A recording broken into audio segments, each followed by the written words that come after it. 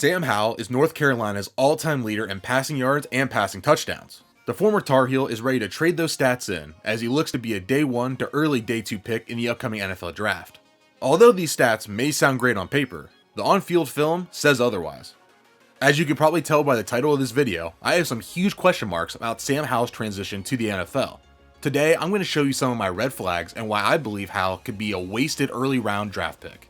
Before we dive into the film, 98% of people who watch my videos aren't subscribed to the channel. So if you like the video, leave a like and please subscribe to the channel. Also, check out the videos I have on Pittsburgh quarterback Kenny Pickett and Liberty quarterback Malik Willis. Alright, let's see what my beef with Sam Howell is. In preparation for this video, I watched every throw from every game of Sam Howell's senior season. And boy, this dude drove me nuts. The first thing that I want to show you is how many airmail throws I saw in this film. To put a legitimate number on it, I have 11 clips of him overthrowing his receivers, whether that be on crossers or out routes. I'm not going to show you all of them because we don't have 4 hours, but let me show you the important throws. This route is super important because it's his go-to throw. When watching his film, over and over again, you constantly seen him throw the play action deep slant over the middle. And that's kind of the extent of his throws. That might seem ridiculous to you, but really, on a consistent basis, he throws this, the bubble screen, and a read option. He doesn't really throw to the outside too much. He doesn't throw downfield a ton. So it's really these two routes. So when I see him constantly overthrowing this, if this is going to be your go-to throw, I need you to be really good at it at least. And here's another example, same exact throw against Miami. He's going to come off the play action, look for the guy over the middle, and just sail it over his head. This guy's wide open. And look, we've all seen this throw in the NFL, where the guy throws it way too hard over the receiver's head, it gets tipped, and the safety comes over and picks it off. You can't overthrow it in the middle of the field like this. Sam Howell's biggest strength as a quarterback is his athleticism, which is awesome at times. But in situations like this, it's to his detriment. Here, he does a great job of avoiding the pass rush. He does a good job. He climbs the pocket like you're supposed to. But instead of doing it in a, quarterback throwing ready stance, like a shuffle, he's off balance because too often, and you'll see this, we'll talk about it in a minute, he tries to take off and run. Here you'll see in the slow-mo. Look how I zoom in here. He tries to take off. Instead of shuffling up, it's too late. He's already on the move, and he throws off his front foot because that's where his momentum's taking him. So he's throwing all his weight forward, and he sails it out of the back of the end zone. Instead of, if he shuffled up, this is a wide open touchdown. It's easy. Now, let's talk about something that really concerns me. I'm not sure if Sam Howell actually knows how to read a defense. Here, it's just going to be a simple play. He has to decide whether or not to throw it to the running back or the stick route. You're going to see the linebacker sticks with the receiver that's running the stick, so the flat is wide open. And then as the play breaks down, you're going to see Sam Howell just try to take off. But then sure, maybe he misses the running back. There's still an open receiver over the middle. And then, to top it all off, he rolls out to the left and misses 2 wide open receivers. This is one of the worst play, if not the worst play that I saw in his film study. Here against Miami, you're just going to see he's lost. He doesn't know where to go with the ball. He's going to take the snap and he's immediately going to look right. Look where his eyes are looking. He never looks middle and he never looks left. And I think the worst thing of all is, he has a wide open receiver over the middle, but there's 2 receivers basically in the same area. So not only did he miss 1 receiver, but he ignored 2. He completely missed. Look here, wide open. And you complete that pass, he's probably going to get a first down. And if maybe not a first down, at least it's a 4th and 1, 4th and 2. To where maybe you get the first down and keep the drive moving. Or at least you settle for a closer field goal. Here's another play where I go, I don't think Sam Howell knows how to read a defense. He does a good job of sidestepping and avoiding the pass rush, but there's a wide open guy over the middle on the drag. You can see the defender gets caught on the other receiver and the defender gets kind of blocked. So there's a wide open drag right there to where you get the ball to your receiver, he's going to get the ball in space and be able to get a first down. Instead, he settles for this guy where it's a good throw. I'm glad he fits it in a tight window, but he doesn't even get the first down. This is a situation where Sam Howell needs to be better in. Right before halftime, down 10, with 30 seconds left on the 45-yard line. You need at least a field goal. So here, he drops back, and he tries to scramble away when the pocket hasn't even collapsed yet. There's no pressure. But he has an internal clock to where he reads one guy, and he has to go. He just immediately has to take off. But in doing so, he misses the wide open check down that he could have hit really quickly, but maybe he doesn't want to settle for the check down in that situation. Okay. But then look who he missed. You're going to see that defender in red starts to bail out to his left to go cover another receiver, so you have a wide open gap in the middle of the field. You have a wide open window. Stay in the pocket and make that throw. But instead, Sam Howell rolls out to his left and throws the ball out of bounds and wastes 10 seconds. On this play, you're going to see Sam Howell just immediately try to take off when that opening slant, that first read he makes is that slant over the middle, the one he loves so much. It's not there. The thing that bothers me the most is, of course on this throw, the defender's right in his face, so he's not going to be able to make the read to the out route, but he doesn't even try. And I don't think the reason he takes off is because he feels this defender, coming from his blind side.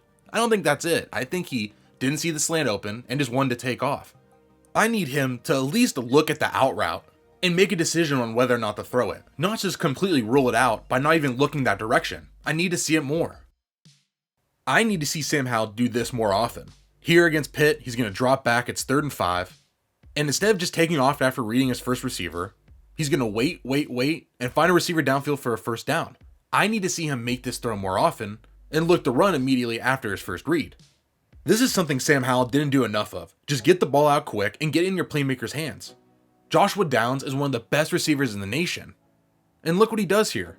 He gets the ball in the out route, makes a guy miss, and takes it to the house. This is what happens when you get the ball in your playmaker's hands instead of just, what I've been saying the whole video, making one read and then looking to run. Get the ball in your playmaker's hands. My next big red flag with Sam Howell is I don't think North Carolina trusts him with the lead.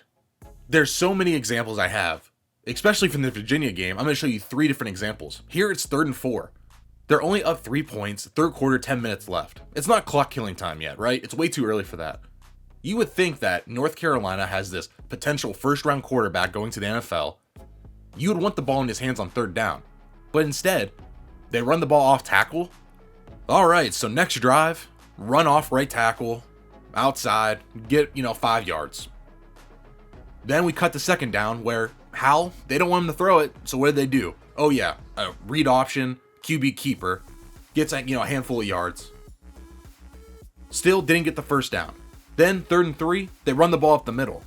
I just think if this is my QB who is supposed to be a first round pick, I want the ball in his hands on 3rd and 3 in the red zone, only up 3 points.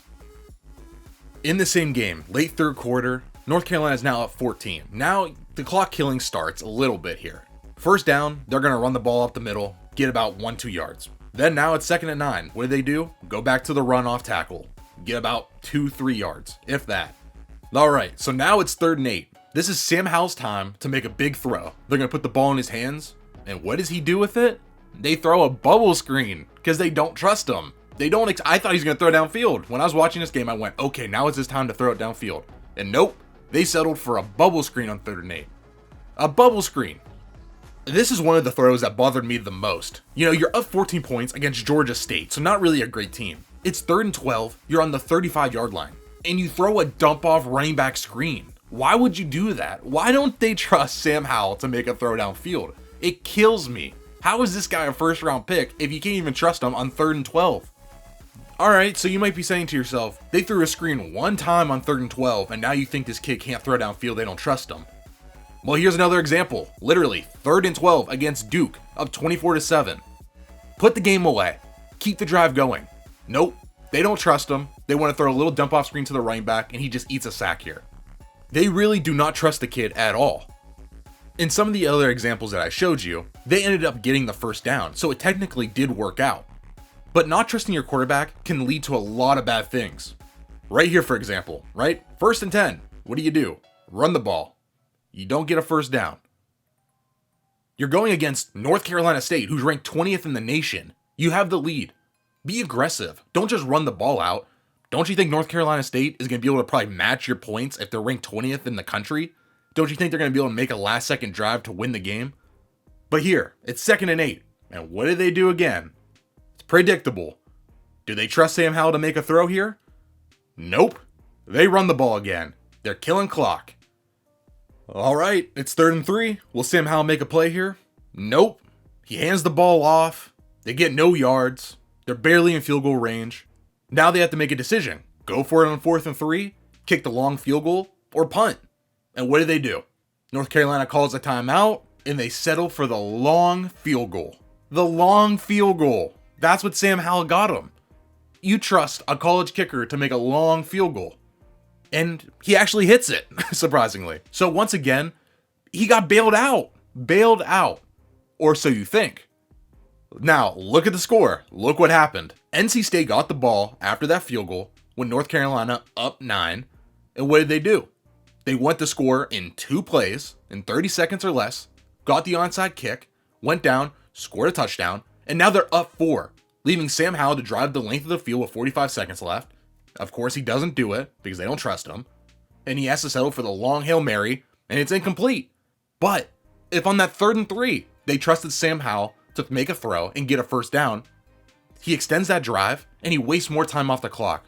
And they settle for a field goal, and they get it. Then they're up 9 with maybe, a minute and a half left. Not enough time for NC State to make anything happen. You have to trust your quarterback in the NFL. We all know Sam Howell has some awesome tools. He has a huge arm and is a great athlete, but none of that matters if he isn't able to make reads and know where to go with the ball in the NFL. I don't care how big your arm is, it won't make up for your lack of understanding of the game. Thanks for staying to the end of the video. If you liked the video, leave a like and subscribe to the channel. Alright, I'll see you guys next time.